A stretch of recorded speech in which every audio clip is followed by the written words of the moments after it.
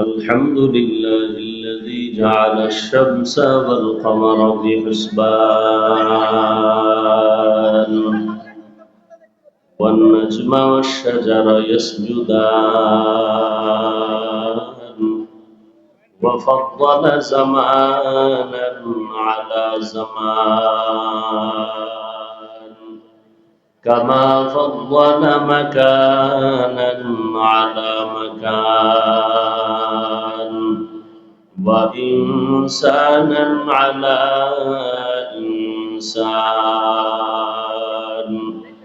ونشهد أن لا إله إلا الله وحده لا شريك له لا ضد له ولا ند له ولا مثل له ونشهد أن سيدنا وسندنا وحبيبنا وحبيب ربنا وطبيبنا وطبيب قلوبنا ومولانا محمدا عبده ورسوله أرسله بالحق بشيرا ونذيرا وداعيا إلى الله بإذنه وسراجا منيرا اللهم صل على محمد النبي الأمي وعلى آله وسلم تسليما وبعد فأعوذ بالله من الشيطان الرجيم بسم الله الرحمن الرحيم يا أيها الذين آمنوا اتقوا الله حق تقاته ولا تموتن إلا وأنتم مسلمون أقال النبي صلى الله عليه وآله وسلم ألا كلكم راع وكلكم مسؤول عن رعيته أو كما قال النبي عليه الصلاة والسلام صدق الله مولانا العظيم وصدق رسوله النبي الأمي الكريم ونحن على ذلك من الشاهدين والشاكرين والذاكرين والحمد لله رب العالمين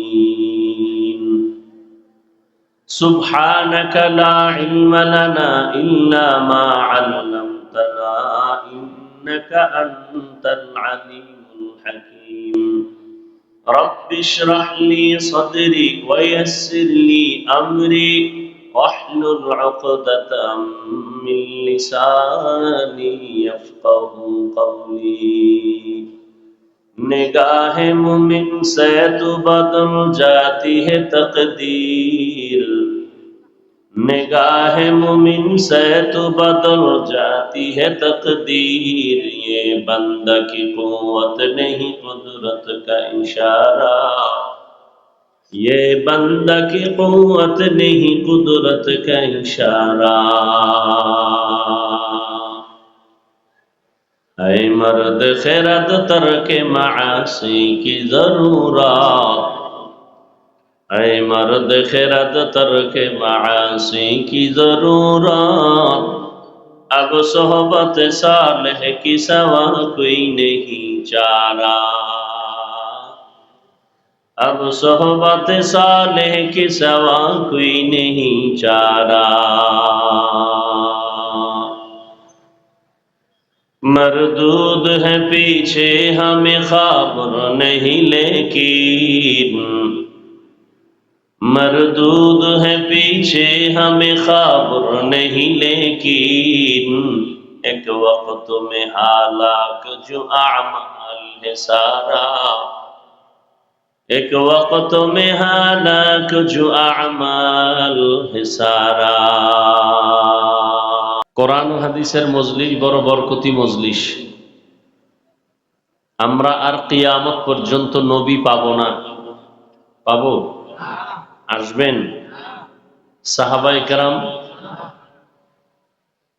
বড় বড় আল্লাহ ওয়ালা যারা আউলিয়ায়ে কেরাম, শাহজালাল, শাহপরান সহ খাজা মাইনুদ্দিন চিশতি আজমিরি রহমতুল্লাহ আলাইহি, আনোয়ার শাহ কাশ্মীরি রহমতুল্লাহ আলাইহি, কাসিম নানতবী রহমতুল্লাহ আলাইহি, হুসাইন আহমদ মদনী রহমতুল্লাহ আলাইহি, বাহাউদ্দিন নকশবন্দি রহমতুল্লাহ আলাইহি সহ এরকম হাজারো লাখ উলামা, বড় বড় আউলিয়ায়ে কেরামদের অন্তর্ভুক্ত যারা, এদেরকেও আমরা আর বলেন পাবেন? বরং দিন দিন যাচ্ছে তো ভালো, আসতেছে খারাপ। উলামায়ে কেরাম এই জাতির কিয়ামত পর্যন্ত রাহবরি করবে, অভিভাবকের দায়িত্ব পালন করবে ধর্মের লাইনে, ধর্মীয় লাইনে।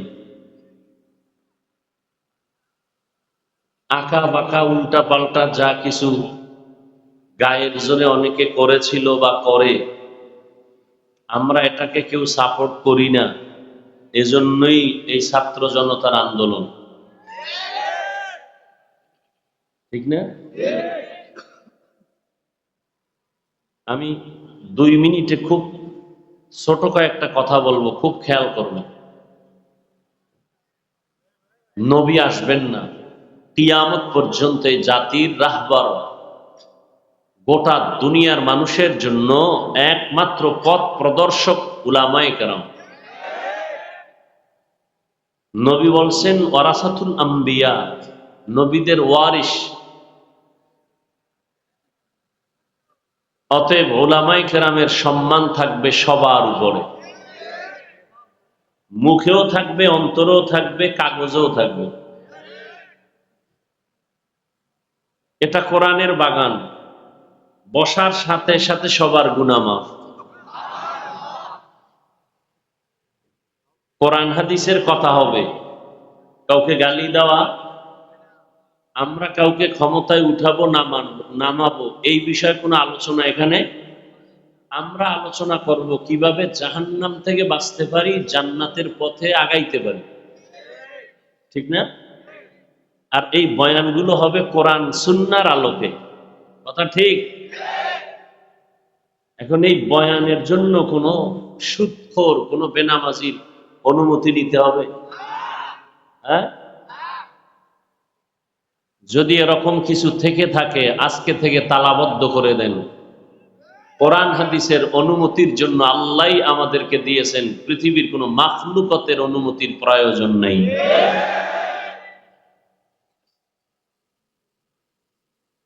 সবাই একমত? উলামায়ে কেরামের সম্মানের উপরে কোনো আক্রমণ না আসে, আঘাত না আসে। কোরআন হাদিস অনুযায়ী উলামায়ে কেরাম বয়ান করবেন, কোন বেনামাজি যদি বলে এমনে বয়ান করেন, এই পরামর্শ নেওয়া যাবে? দেওয়াও যাবে না, নেওয়াও যাবে না। কথা বুঝাইতে পারতেছি? উল্টা পাল্টা যা ছিল এখন থেকে কিছুই থাকতে দেয়া হবে না। উলামায়ে কেরামের নামের উপরে ভিন্ন কোনো ব্যক্তির নাম থাকা যাবে না। একমত সবাই? এই কথা বলবেন না, আমার কথাগুলো খুব খেয়াল করেন। সবাই কি হেদায়েত হবে নাকি? এত টেনশন করেন কেন?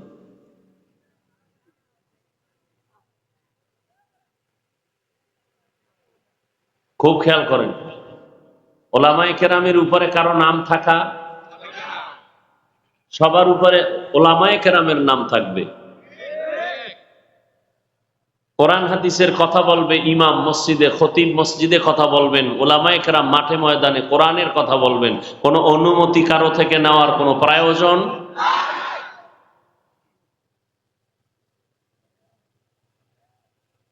মসজিদ কার ঘর? আল্লাহর ঘরের সর্বোচ্চ সম্মানের জায়গায় যিনি আছেন তিনি ইমাম ও খতিব, এক কথায় ওলামা। কথা ঠিক? আল্লাহর ঘরে কোরআন হাদিসের মজলিসে কোরআন হাদিসের বাইরে কোনো আলোচনা চলবে? কোন রাজনীতি? যদি কেউ রাজনীতির বক্তব্য কোরআন হাদিসের মজলিসে দেয় তো আমরাও রাজনীতির ওয়াজ করব। কথা বুঝাইতে পারছি? যদি কেউ বলে রাজনীতির ওয়াজ চলবে না, তো রাজনীতির কোনো বক্তব্য কোনো মসজিদে কোনো স্টেজে আলেমদের সামনে চলবে না।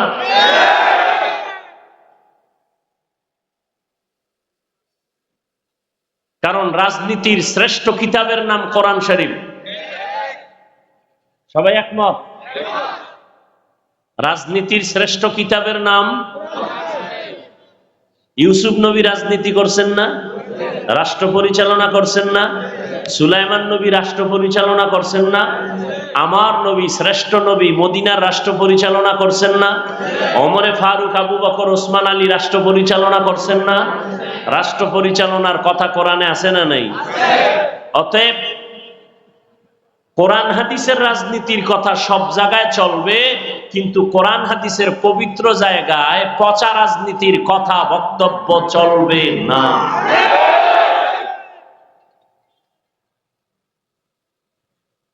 দুনিয়ার রাজনীতি পেটের ধান্দা, কোরআন হাদিসের রাজনীতি জান্নাত পাওয়ার একমাত্র পথ। কোরআন হাদিস অনুযায়ী যদি রাষ্ট্র পরিচালনা হয় তাহলে কোনো মানুষ জুলুমের শিকার হবে না। কেউ বেশি খাবে, কেউ কম খাবে, বৈষম্য হবে না। ইউসুফ নবীর ঘটনা পড়ে দেখেন কোরআন শরীফ থেকে, রাজনীতি কি সেখানে সব দেওয়া আছে। সুলাইমান নবী রাষ্ট্র পরিচালনা করছেন, কোরআন শরীফে দেওয়া আছে বিস্তারিত। কেন বলেন কোরআনে রাজনীতি নাই? হ্যাঁ, পচা রাজনীতি নাই।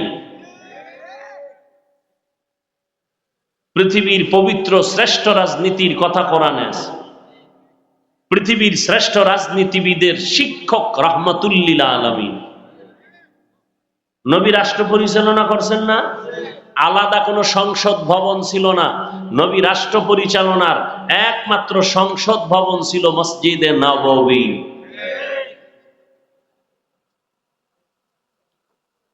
এরপরও মেনে নিলাম কেউ যদি বলে না, আমরা কোরআন হাদিসের মিঠা আওয়াজ করব, ঠান্ডা আওয়াজ করব, গরম না, তাহলে মসজিদ, মাদ্রাসা, ওলামায়ে কেরামের কোনো মজলিসে দুনিয়ার লাইনের কোনো রাজনীতির বক্তব্য চলবে না।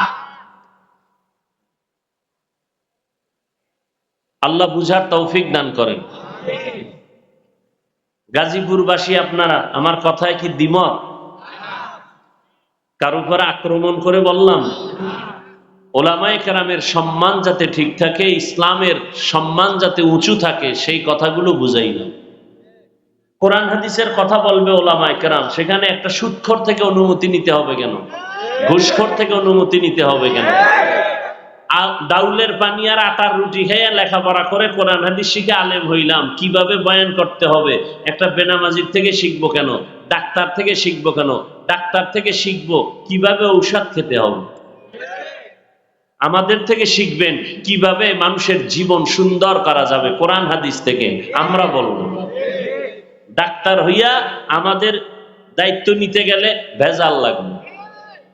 আমরা ডাক্তারের দায়িত্ব নিতে চাই না।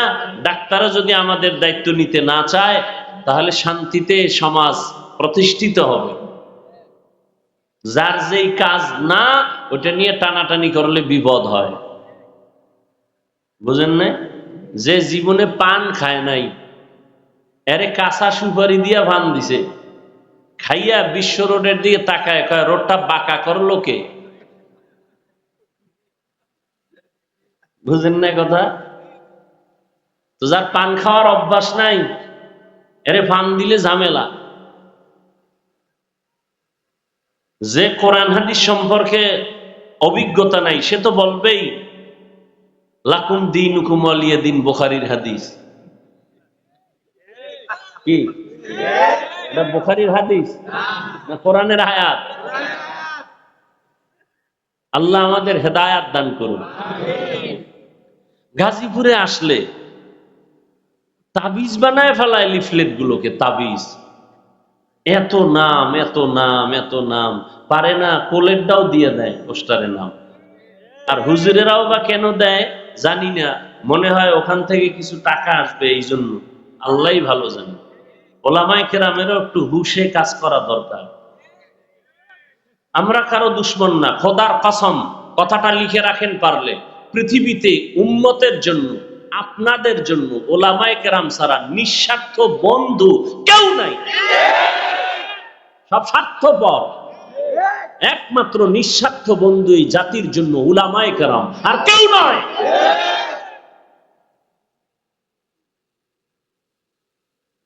দেখেন না, আওয়ামী লীগ করেন, বিএনপি করেন, দলের সাপোর্ট করবেন, সম্মান করবেন না, সদস্য পদ কাটবে না, কল্লা কেটে ফেলবে। আর আমগো কি পরিমাণ আপনারা গালি দেন, বেতন দেন 5 টাকা মাসে, ধমক দেন 13 টাকা। একক তো নামাজ হুজুর না পড়াইতে পারলে রিমান্ড শুরু হয়ে যায়। রিক্সাওয়ালা কয় ছিলেন কই? কিন্তু কোন হুজুর কি কাউকে গালি দিছে? কি পরিমাণ আমাদের বিরোধিতা করেন, আমরা কখনো কিছু বলি না, বরং দোয়া করি। দেখলে আগে সালাম দেই, আপনার সালামের অপেক্ষায় থাকি না। আপনি আমাদের সালামের অপেক্ষায় থাকেন, কারণ বেতন দেন আপনি। আর আমরা চিন্তাও করি না, আমরা চিন্তা করি সালাম আগে দেওয়া সুন্নত, দিলে সওয়াব পাবো বেশি, কিয়ামতের দিন আমার সওয়াবের দরকার বেশি। আল্লাহ হেদায়াত দান করুন। গত কয়েকদিন আগে প্রোগ্রামের তারিখ ছিল, হ্যাঁ, পরিস্থিতির কারণে আমি ইচ্ছা করে আসি নাই, চাইলে আসতে পারতাম। যেহেতু ওই সময়টা মানুষের চোখে পানি, দিলের মধ্যে ক্ষত, ওই সময় আমি ওয়াজে আসলে এমনিই তো নাচনেওয়ালা বুড়ি, আরো যদি পায় ঢোলের বাড়ি। হাফিজুর রহমানের দোষের তো কোনো শেষ নাই, তখন বলবে দেখছেননি পরের বাড়ির রান খাওয়ার জন্য আবার গেছে। এই জন্য ইচ্ছা করে আমি প্রোগ্রামে আসি নাই। আমি বলছি ঘোষণা দিয়ে দেন, আমি অন্য তারিখে আসবো। তো আলহামদুলিল্লাহ ওমরা করে, ওমরায় যাওয়ার আগেই তারিখ দিয়েছি। আজকে আবার গেছিলাম সেই বন্যায় কবলিত নোয়াখালী, ফেনী, কুমিল্লা, এদের একটু মোলাকাতের জন্য, দোয়া নেওয়ার জন্য। মানুষের ঘরের পানি এখনো যায় নাই, অনেক কষ্টে তারা জীবন যাপন করতেছেন। আল্লাহ তাদেরকে কুদরতের দ্বারা শান্তির জীবন দান করুন। যাদের বাড়ি ঘর শেষ হয়ে গেছে, আল্লাহ তাদেরকে পুনর্বাসনের ব্যবস্থা করেন। মানুষ মানুষের জন্য, মানুষ মানুষের জন্য, বিপদে পড়লে মানুষ আগায় যাবে, কিন্তু আজ মানুষ বিপদ দেখলে দূরে সরে যায়। চিন্তা করে, আমি দুইজনে কিলাকিলি করে একটারে মাটিতে বেহুশ করে ফেলছে, ধরতে যায় না, আর একজনে ভিডিও করে লাইভ দেয়, ধরতে যায় না। আল্লাহ আমাদের হেদায়াত দান করুন। আমার কথাগুলো আপনাদের মনে থাকবে তো ইনশাআল্লাহ? ওলামায়ে কেরামের নাম নিচে হবে না উপরে? আমারটার কথা বলছি, সবার কথা বলছি। দ্বিতীয়, কোরআন হাদিসের কথা বলার জন্য কোনো অনুমতির প্রয়োজন? অনুমতি কে দিছেন? আল্লাহ দিয়ে দিছেন। নতুন করে যেন শুনি না অনুমতি পাই নাই, কোনো অনুমতি চাবেনই না, খবরদার। এগুলো কেন হয় জানেন? শিয়ালের হাতে মুরগি দিয়া কয় 3 দিন আমানত, পরে নেমু। কার হাতে? শিয়ালের হাতে। পাবে আইসা? শিয়ালের হাতে মুরগি রাখলে যেমন দশা হয়, সুদখোর, ঘুষখোর, বেনামাজির, চরিত্রহীনের কাছে ধর্মের চাবি রাখলে তেমনটাই হয়।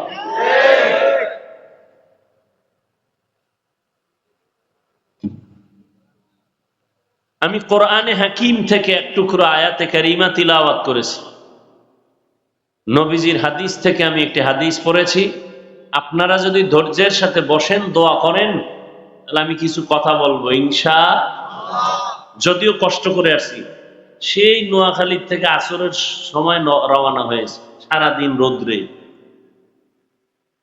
শুধু রাস্তায় নামাজটা পড়লাম, ডাইরেক্ট এসে গেলাম, খানা দানার চিন্তা করি নাই, কথা বলে আবার চলে যাব। আল্লাহ মাহফিল কবুল করেন, আল্লাহ মাহফিলের বরকতে পুরা এলাকায় শান্তি দান করেন, আমার দেশ আমার জাতিকে জুলুম থেকে হেফাজত করেন।